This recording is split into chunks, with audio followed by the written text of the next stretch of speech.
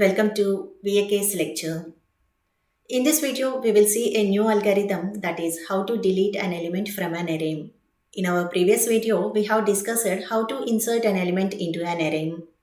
If you have not seen, you can catch here. Link is in description box. Now let us continue. Let us suppose there is a memory strip having some partitions. For these partitions, the index values will be 1, 2, 3 and 4.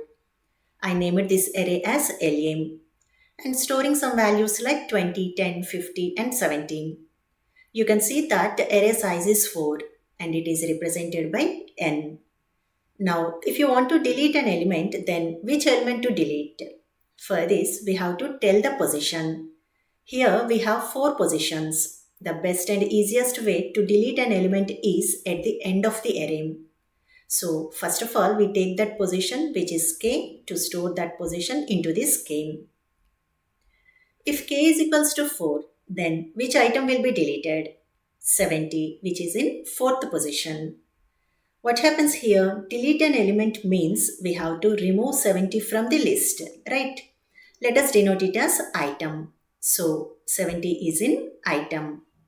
So, how to write the equation? Item is equals to LA of 4. That means item is equals to LA of k, where k is the position in which we have to delete the item. So, this is the generalized equation.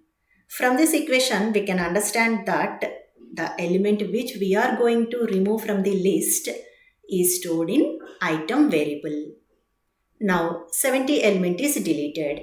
Then you can see that how many elements are there? 3 elements, right? If you observe here, the size of n is 4, but now 4 is not the size of the array. We have only 3 elements now. So, we have to reset the size. How to do? We have to decrease the size by 1. Now, n is equals to 3. How we will get this one? N is equals to 4 minus 1.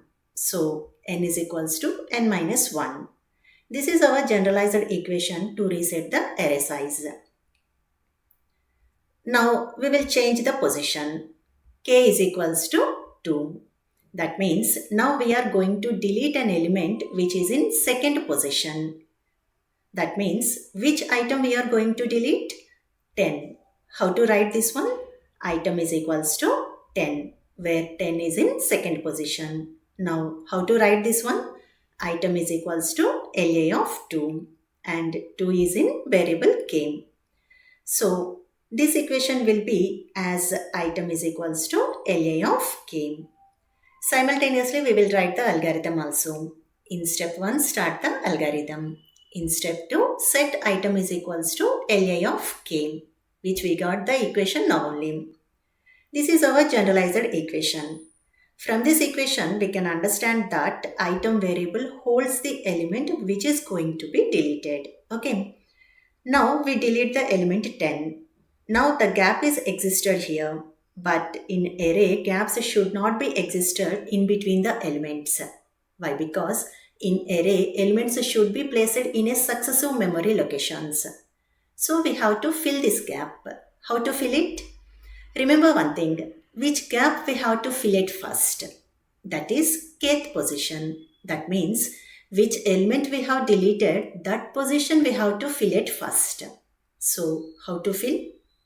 Here we have to move the elements from right to left. How to do? For this we have to move 50, which is in 3rd position, into 2nd position.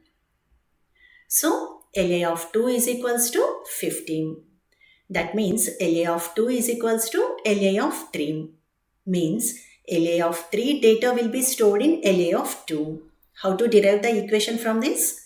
LA of k is equals to LA of k plus 1, where k is equals to 2, which is our deleted position. If you observe here, we have to use this equation repeatedly until we get the empty space at the end of the array. Ultimately, the k value will be changed, but here the k value is our deleted position, which should not be changed. So, for this purpose, we are going to take another variable, that is counter variable j, to store k value. So in step 3, initialize counter variable j is equals to k. In step 4, I am not mentioning anything for some while. Next, coming to step 5. Write LA of k is equals to LA of k plus 1. How to use j in this equation? LA of j is equals to LA of j plus 1. We have to use j in place of k. Why? Because j is equals to k. Okay. What's the purpose of this equation? To move the element from right to left. Okay.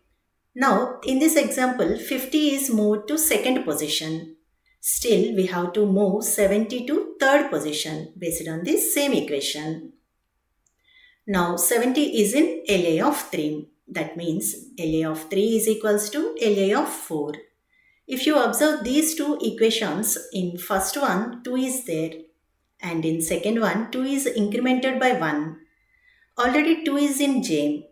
So, in second case, j value is incremented by 1.